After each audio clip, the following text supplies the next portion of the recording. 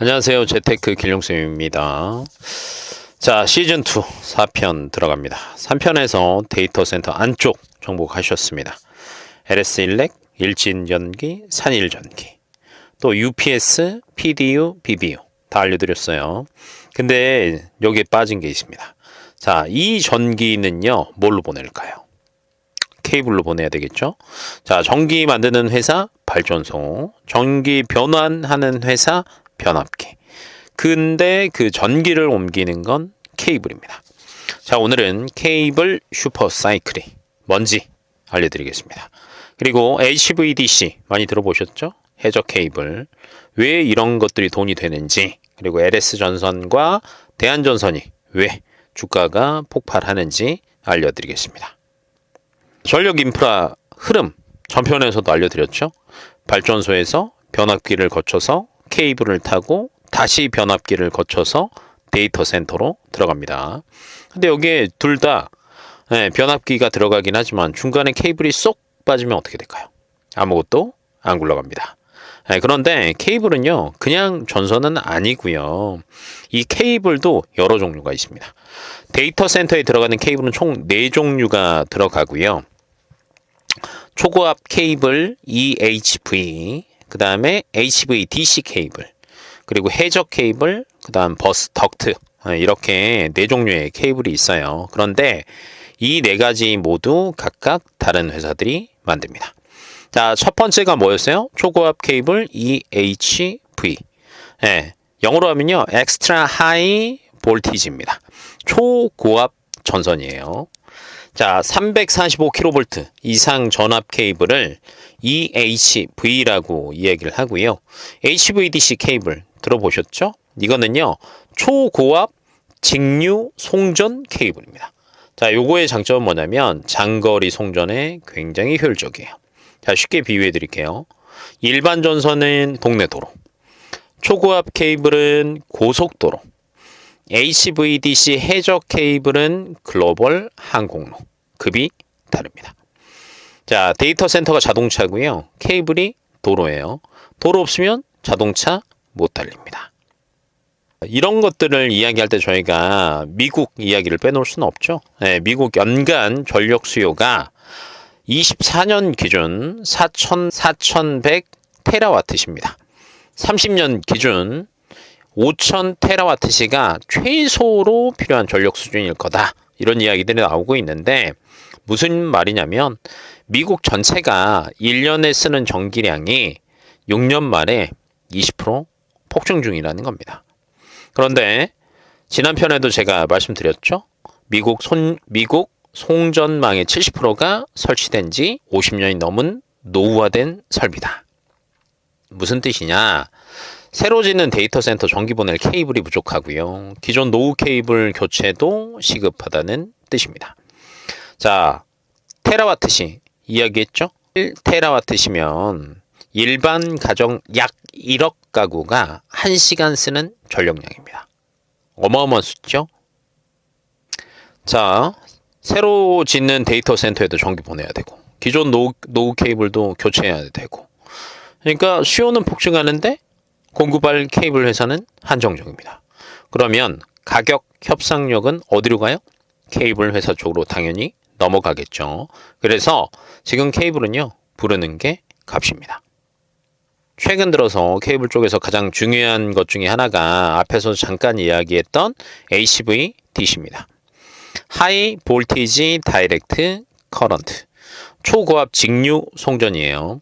근데 이게 왜 최근 들어서 계속 이야기가 나오냐면 기존의 AC 송전과 HVDC를 한번 비교를 해보셔야 되는데 AC 송전 같은 경우에는요, 전력 손실이 큽니다. 그리고 단거리에 효율적이에요.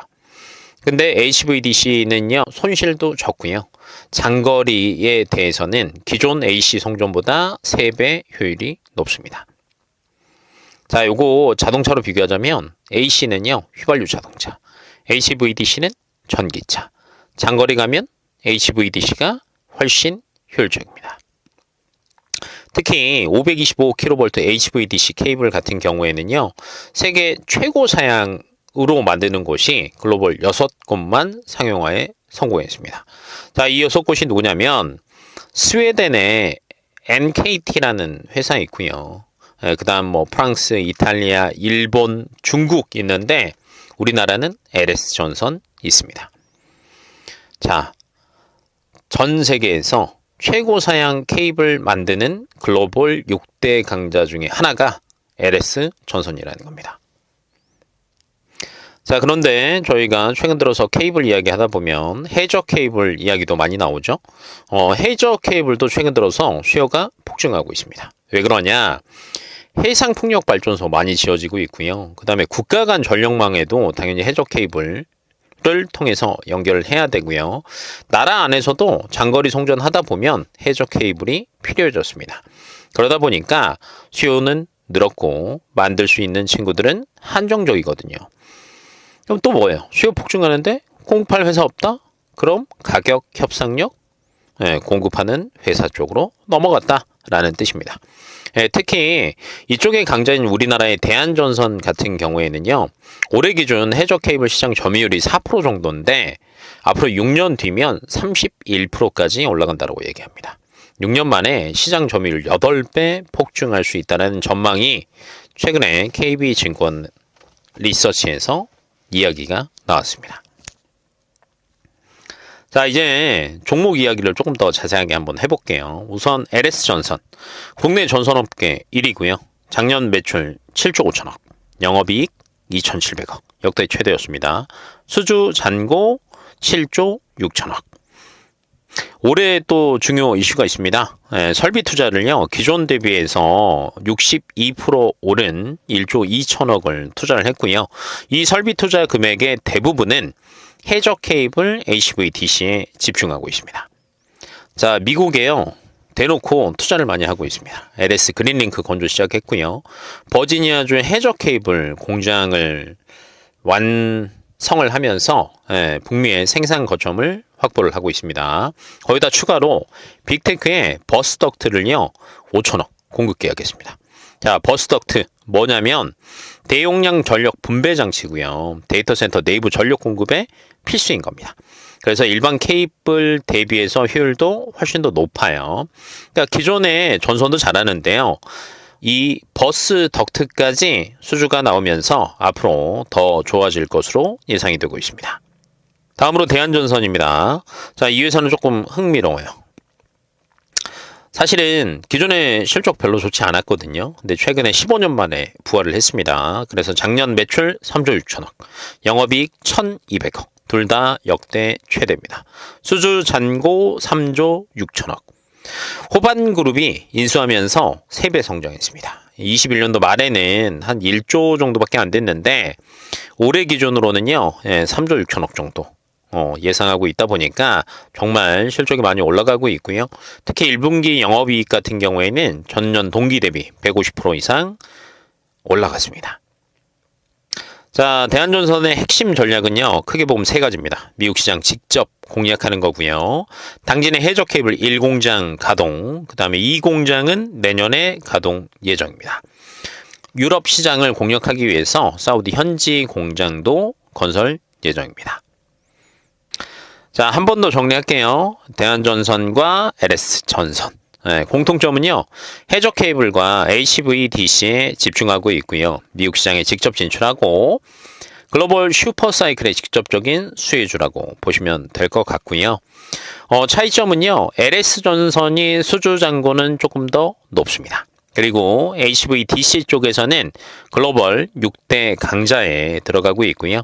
대한전선 같은 경우에는 최근 들어서 영업이익이 굉장히 빨리 늘어나면서 가파른 성장률을 보내고 있습니다.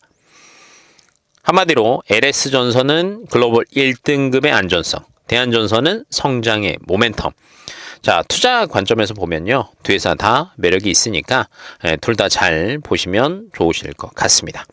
그 외적으로도요, 보셔야 될 종목들이 몇 개가 있습니다. LS 에코에너지, LS그룹 자회사인데요.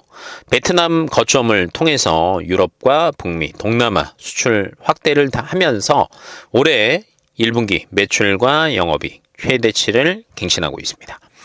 다음으로 가온전선이에요. LS그룹 자회사예요. 배전, 중저압 케이블의 강자고요. 연매출 1조 4천억으로 굉장히 안전하게 굴러가고 있습니다. 그리고 LS그룹 자체가 5년간 12조 원을 투자해서 해저 케이블과 전력 기기 분야에 꾸준하게 설비 투자를 하고 있다는 점까지 체크해 보시면 좋을 것 같습니다. 그리고 마지막으로 전선 관련주를 볼 때는요. 이 세 가지 확인하시면 좋아요. 수주 잔고가 꾸준하게 증가하고 있냐? 근데 이게 분기마다 늘어나는 속도가 굉장히 중요합니다. 이거에 따라서 주가가 탄력 있게 갈 수도 있고요. 쉴 수도 있습니다. 두 번째는요. 해저 케이블 공장 투자 열심히 하고 있다라고 얘기했죠. 가동 시점 체크해 보십시오. 마지막으로는요. 구리 가격 변동성도 체크해 보시는 게 좋습니다. 왜냐? 전선 가격은요. 구리 가격과 연동됩니다. 구리 시세가 톤당 9,000달러를 깨냐 못 깨냐 요거 한번 확인해 보신다라고 하면 전선 관련주들 혜택 보겠다 안 보겠다라는 거 바로 확인 가능합니다. 자, 다음 편 예고 하나 해드리겠습니다. 다음 편은요. 변환기와 ESS 이 둘의 연결고리에 대해서 이야기를 한번 해드릴게요. 자, 그리고 지금 1편부터 4편까지 했고요. 5편 예고 잠깐 했어요. 다 하나하나 필요한 정보들이거든요. 꾸준하게 들어두셔야 나중에 웃으실 수 있습니다. 다 들으시려면 뭐 하셔야 돼요? 구독과 좋아요, 알림 설정. 자, 이런 것들을 해야 공부가 쌓이고요. 공부가 쌓일수록 계좌 앞자리가 바뀝니다. 자, 이상 재테크 길룡쌤이었습니다.